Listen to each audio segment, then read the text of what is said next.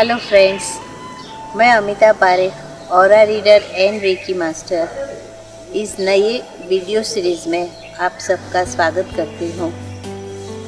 आज हम ऐसी हस्ती से मिलेंगे जिन्होंने अपने जीवन को सार्थक किया हुआ है।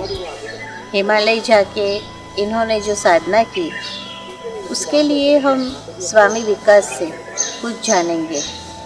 हम आपसे ये पूछना चाहेंगे कि मन को कैसे जीता जा सकता है और मन के पार कैसे जाया जा सकता है, और आपने हिमालय जाके क्या किया।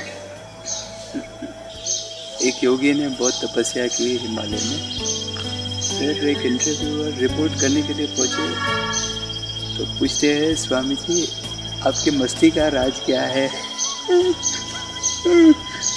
वो बोलते हैं साधना और green tea. What would you prefer? तो रिपोर्टर बोलते हैं ग्रीन टी। योगी कह रहे हैं साधना, जरा अंदर से 2 ग्रीन टी लेकर आना।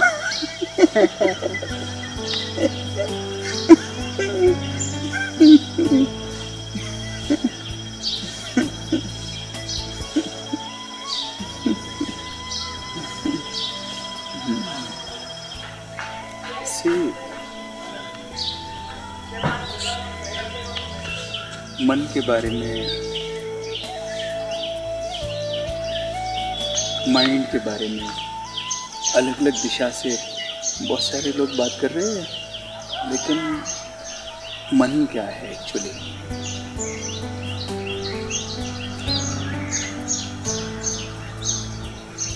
बहुत सिंपल अगर उसको करें तो मन विचारों का समूह है,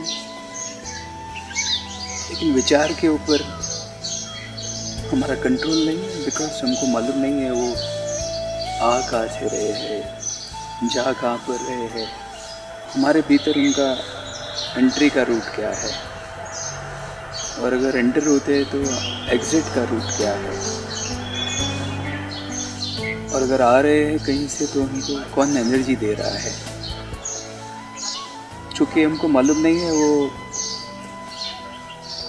उसका पूरा पैटर्न क्या है, so instead of using our mind which is a wonderful instrument, we are used by it.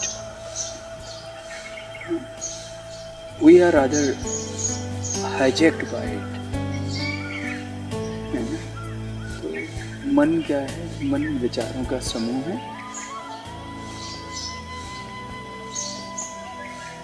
और कैसे मन को साधा जा सकता है? तो मेडिटेशन इज द वे।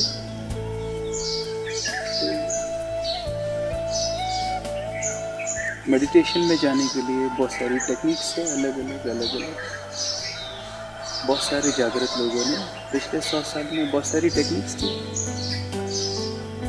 अगर ये मालूम हो जाए किसी को स्पेसिफिकली किस तरीके की प्रॉब्लम है तो उसके लिए स्पेसिफिक रेमेडी हो सकती है।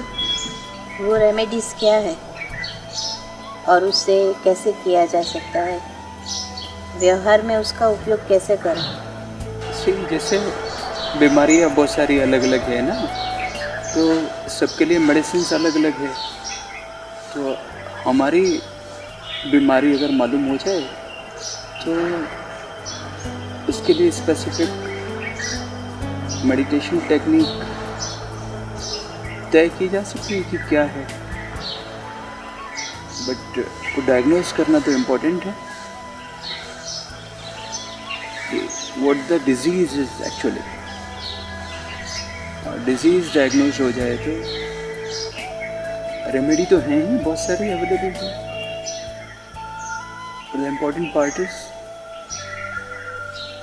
to diagnose what the problem is. लेकिन कई बार ऐसा होता है कि व्यक्ति को पता ही नहीं होता है कि उसकी मुश्किलें क्या है, बस वो स्ट्रेस में रहता है। तो उस स्ट्रेस को कैसे दूर करें? पहले हमें ये समझना होगा कि स्ट्रेस होती क्यों है, आखिर क्यों स्ट्रेस होती है? What do you think?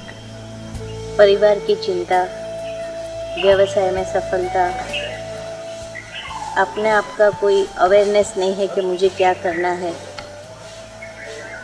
सही जीवन जीने का तरीका नहीं है या वो संस्कार नहीं मिला है, अवेयरनेस नहीं है, लाइफ के मायने क्या है वो भी किसी को शायद ऐसा होकर पता नहीं है। बहुत सारी चीज़ें रिलेटेड है। बट स्ट्रेस क्यों है? ये सब कारण स्ट्रेस की वजह से है क्या? ये सब कारणों की वजह से स्ट्रेस है?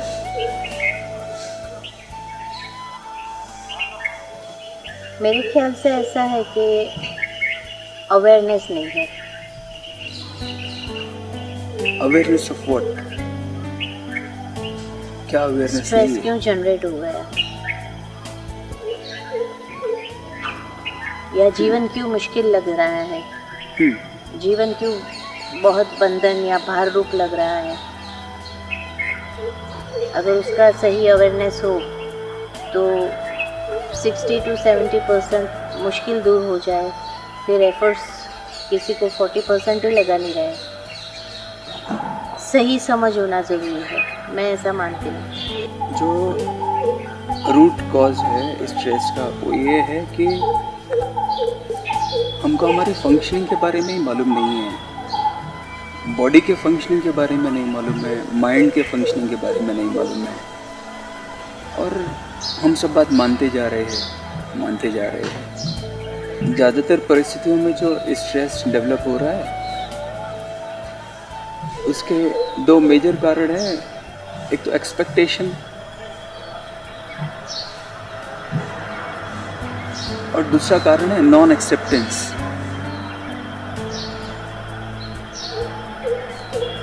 एक्सपेक्टेशन करते हैं हम कल के बारे में, और मन तो झूलता रहता है हमेशा पेंडुलम की जैसे, either it is in the past और it is in the future. Expectation बड़ा कारण है, और non acceptance of life, you don't accept life तो उसकी वजह से स्ट्रेस डेवलप हो रहा है। अगर हम एक्सेप्टेंस को कल्टीवेट करें और एक्सपेक्टेशन को कट करते जाए तो स्ट्रेस पे पूरे तरीके से काबू पाया जा सकता है। हमारा जीवन तो एक दूसरे के साथ जुड़ा हुआ है, तो एक्सपेक्टेशन तो सहज होना ही है। तो कोई व्यक्ति वो एक्सपेक्टेशन बिना किए उसके पार कैसे जा सकता है? यहाँ पर एक प्रॉब्लम हो गया है ना, हमारा जीवन एक दूसरे के साथ में तो जुड़ा हुआ है, लेकिन क्या हमारा जीवन हमारे साथ में जुड़ा हुआ है? हमारा जीवन सबके साथ में जुड़ा हुआ है, बट हमारे साथ में जुड़ा हुआ नहीं है। And since we are not connected with ourselves, there are n number of problems. अगर हम खुद के साथ में कनेक्ट हो जाए तो फिर बहुत सारी प्रॉब्लम्स को they can be eradicated. Awareness आ जाएगा। नहीं, हम अपने साथ में कनेक्टेड नहीं हैं, जी, हम बाकी सबके साथ में कनेक्टेड हैं। We know about everything else, ऐसे बोलते हैं कि अभी तो सब कुछ अगर जानना है तो उसके बारे में गूगल है, बट खुद के बारे में जानना है तो we know about everything but we don't know anything about our own selves, yes. So meditation and techniques of meditations are वो तरीका है कि हम अपने को कैसे जान पाए, हम अपने तक कैसे पहुंच पाए, स्व पर कैसे आ जाए, वापस खुद पर कैसे आ जाए। And once you know how to control yourself, because principally अगर हमको एक बात समझ में आ जाए, सारी की सारी परिस्थितियाँ हमारे भीतर ही पैदा हो रही है, बाहर कुछ भी नहीं हो रहा है।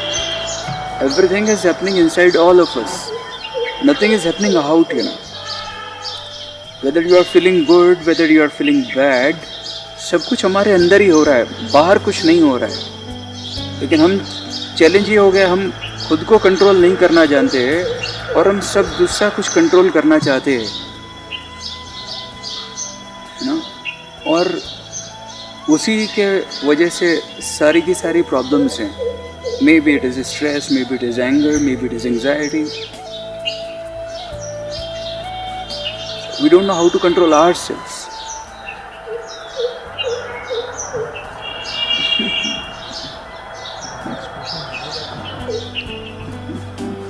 तो ये एक ही रास्ता है हमें अपने साथ कनेक्ट होने के लिए। रास्ते बहुत सारे हैं अपने साथ कनेक्ट होने के लिए, जी।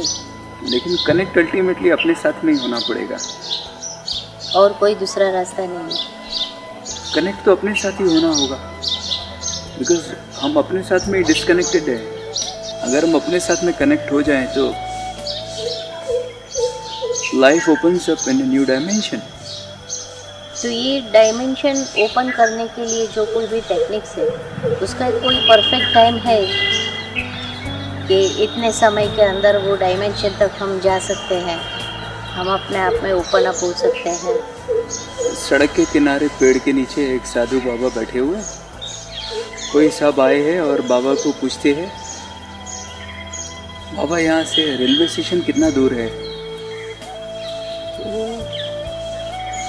बाबा चुप हो गए हैं, बोल नहीं रहे हैं। फिर दोबारा पूछते, बाबा अभी मैं देख रहा था आप बहुत बात कर रहे थे किसी के साथ में।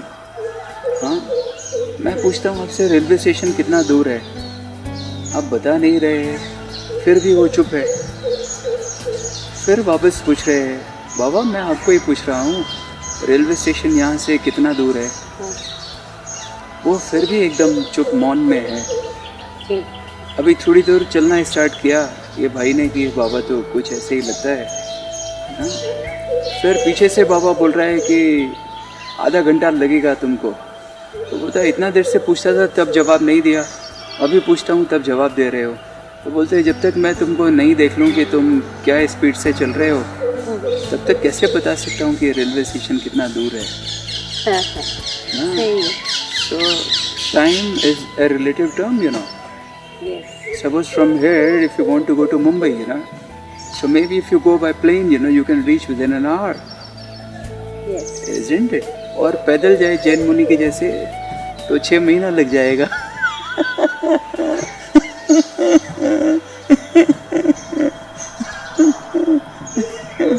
बैलगाड़ी से जाए तो शायद 1 महीना में पहुंच जाएंगे, और कोई हाई स्पीड कार हो तो मे भी 2 दिन में पहुंचा जा सकता है। So it all depends upon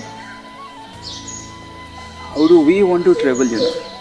हमारी इंटेंसिटी क्या है उसके ऊपर डिपेंड करता है। तो आज के एपिसोड से हमने स्वामी जी से ये जाना कि हमारा जीवन किस लिए है और हमें क्या चाहिए। दूसरा ये कि हमारे लाइफ के अंदर जो स्ट्रेस या भार लग रहा है, प्रेशराइज हम हो रहे हैं, वो सही मायनों में हम प्रेशराइज है क्या, उसको हमें ढूंढ निकालना है और फिर उसके ऊपर काम करना है।